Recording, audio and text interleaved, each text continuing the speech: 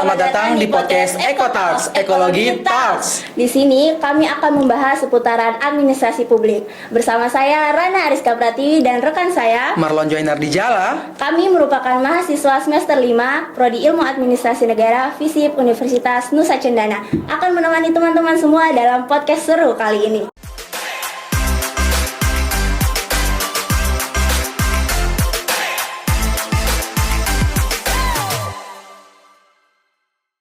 Episode perdana kita pada hari ini kita akan membahas apa sih transformasi layanan publik, apa saja yang kita bisa pelajari dari sektor swasta. Seperti yang kita ketahui bahwa terkadang layanan publik ini seringkali dikritik karena sering lamban dan birokratis. Sementara sektor swasta justru mampu memberikan layanan yang cepat dan efisien. Apa saja sih yang membuat sektor privat dan publik ini berbeda? Yuk kita bahas di podcast kali ini. Tapi kita nggak cuma ngobrol berdua nih teman-teman. Kita juga ada narasumber yang tidak kalah kerennya. Ada 3 mahasiswa ilmu Prodi Administrasi Negara yang akan menjadi narasumber kita pada kali ini. Kita kenalan dulu yuk. Halo.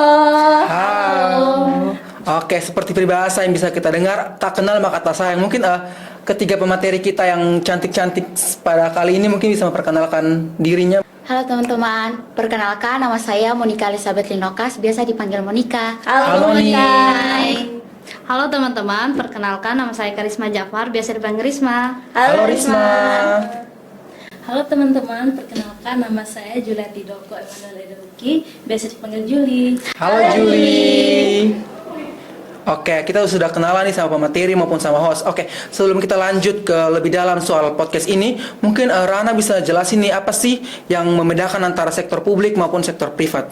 Nah, jadi sebelum masuk ke inti dari podcast kali ini, aku mau kasih tahu 2 sektor yang penting, yaitu sektor publik dan sektor privat. Di mana sektor publik ini kita kenal adalah milik pemerintah, di mana pada sektor publik ini diperuntukkan untuk menjawab kebutuhan masyarakat dan memberikan layanan kepada masyarakat. Seperti yang kita tahu, contoh-contoh layanan publik atau sektor publik itu sekolah negeri, rumah sakit umum, pelayanan transportasi umum, dan lain sebagainya. Berbeda dengan sektor swasta atau privat, sektor swasta ini adalah perusahaan-perusahaan yang dikendalikan atau dibuat oleh individu atau kelompok yang bukan oleh pemerintah dengan tujuan utama untuk menghasilkan keuntungan. Jadi mereka itu berfokus pada pangsa pasar sehingga mereka berfokus kepada keuntungan dan juga didorong oleh efisiensi dan inovasi untuk memuaskan para pelanggannya. Contoh yang bisa kita ambil adalah e-commerce besar yang ada seperti Shopee, Lazada, dan lain-lain sebagainya.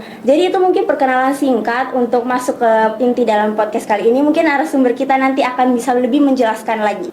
Oke, kita sudah lebih tahu apa sih perbedaan kedua sektor maupun sektor publik atau sektor privat.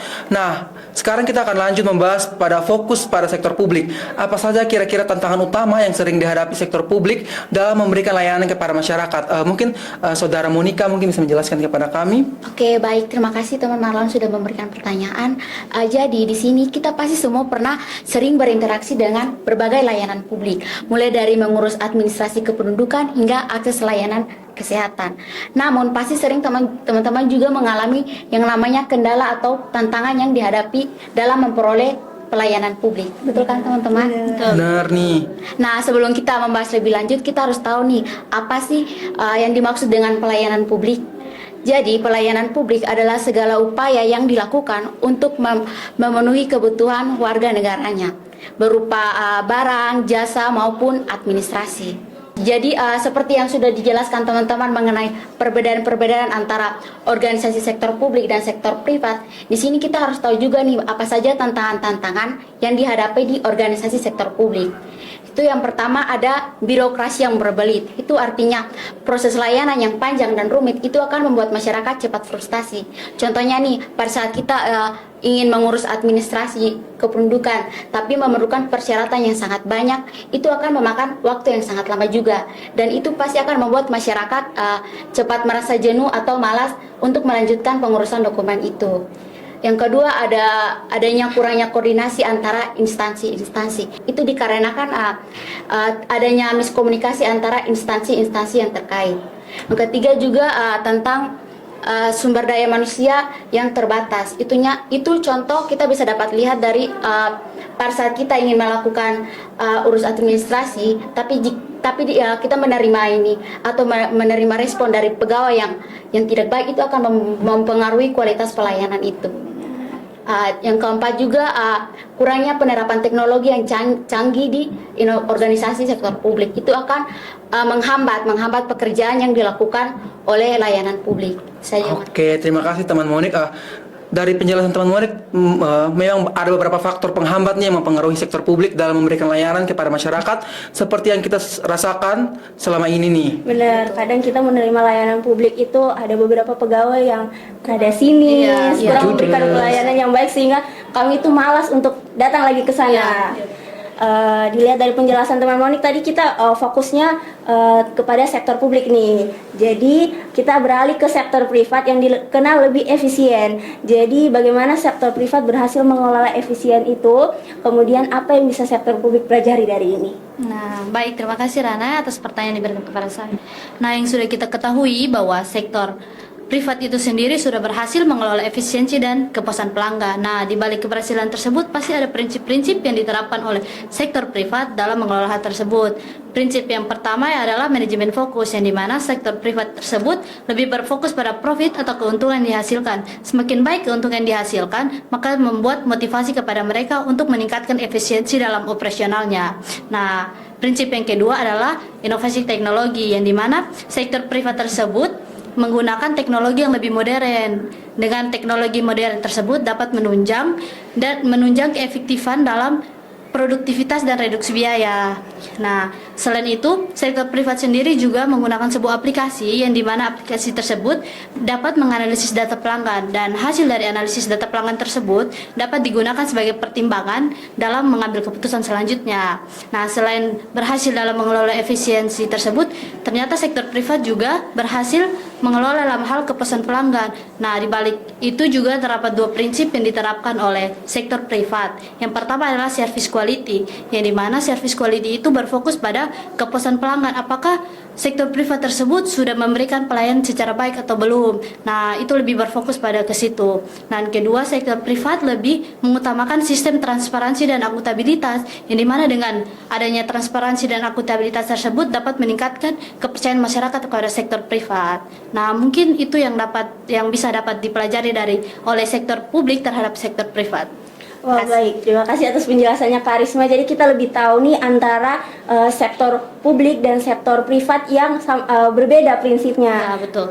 Oke, jadi mungkin tapi bukan berarti sektor publik itu buruk ya teman-teman. Jadi ada mungkin sektor publik itu belum terlalu mengadopsi prinsip-prinsip ya. Jadi mungkin seperti yang kita tahu juga contoh dari pengadopsian teknologi yang sudah dilakukan sektor publik itu ada KRIS, itu dari Bank Indonesia, teknologi untuk pembayaran digital.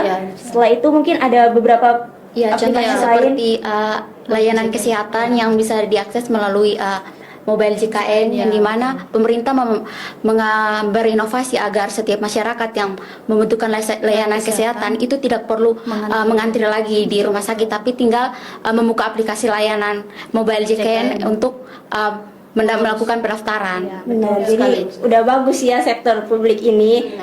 Nah, selain berbagai contoh yang sudah teman-teman jelaskan, pasti masih ada lagi faktor yang bisa sektor publik pelajari dari sektor swasta.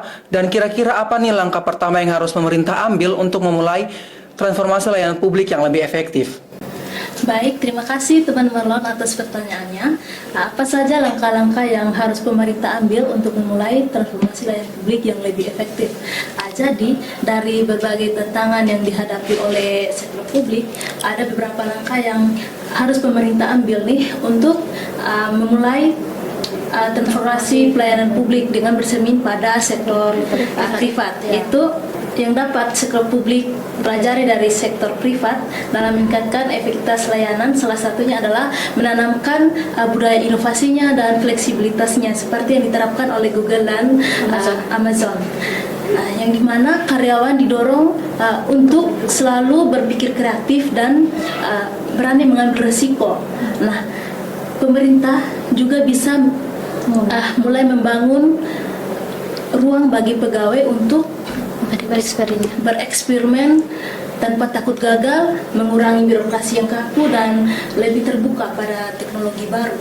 Nah, kemudian langkah kedua adalah sektor publik juga harus lebih berfokus pada kebutuhan masyarakat yang mirip dengan sektor privat yang mengutamakan pengalaman dan kenyamanan pelanggan. Dengan memahami tantangan utama yang dihadapi masyarakat saat mengakses layanan publik, seperti proses yang lambat atau terlalu birokratis, pemerintah bisa merancang solusi yang lebih cepat dan mudah diakses. Contohnya itu dalam pembuatan KTP dan SIM bisa didigitalisasi untuk mengurangi proses birokrasi yang berbelit-belit dan mempercepat proses pembuatan KTP dan SIM. Kemudian langkah ketiga yaitu dengan memanfaatkan data secara lebih efektif. Sektor privat menggunakan analisis data untuk memahami perilaku pelanggan dan mengoptimalkan layanan mereka. Sektor publik juga bisa memanfaatkan data untuk memantau kebutuhan masyarakat dan meningkatkan respons terhadap masalah publik yang muncul. Pada intinya, sektor publik dapat belajar dari sektor privat seperti cara berinovasi, mendengarkan kebutuhan pengguna atau pelanggan, dan menggunakan teknologi untuk menciptakan layanan yang lebih cepat, efisien, dan responsif. Jadi, sektor publik dapat berkolaborasi dengan sektor privat untuk menjawab kebutuhan publik. Oke, terima kasih Julie atas pengetahuan barunya. Di sini kita sama-sama belajar ya bahwa bagaimana sektor publik dan sektor privat mereka itu saling dapat berkolaborasi untuk memenuhi kebutuhan masyarakat saat ini. Diskusi kita hari ini sangat menarik dan informatif ya Rana. Benar. Terima kasih ya kepada semua narasumber yang telah berbagi pandangan dan pemikiran mereka tentang sektor publik dan sektor privat ataupun swasta. Sebelum kita akhiri podcast ini, mungkin ada kesan dan pesan dari para narasumber. Mungkin yang lebih dipesankan untuk lebih berterima kasih sih kepada kedua host ini yang sudah menemani diskusi kali ini yang begitu menarik ya. Kami juga berterima kasih kepada teman-teman dan kami juga berharap dengan adanya podcast ini bisa memberikan pengetahuan baru untuk teman-teman dan juga kita. Sekali lagi terima kasih kepada teman-teman yang sudah bergabung dalam diskusi kali ini. Semoga pembahasan kita pada podcast kali ini bisa bermanfaat dan kami juga berharap kepada pemerintah untuk dapat lebih mengoptimalkan pelayanan publik dan kami bisa merasakan pelayanan publik yang merata. Terima kasih juga kepada seluruh penonton yang sudah setia sampai akhir menemani kita pada podcast kali ini. Podcast kali ini diperuntukkan untuk nilai UTS mata kuliah Ekologi Administrasi Publik. Oleh karena itu kami berharap dukungan dari teman-teman dengan cara like, Komen dan share sebanyak-banyaknya. Terima kasih sudah menonton. Bye-bye.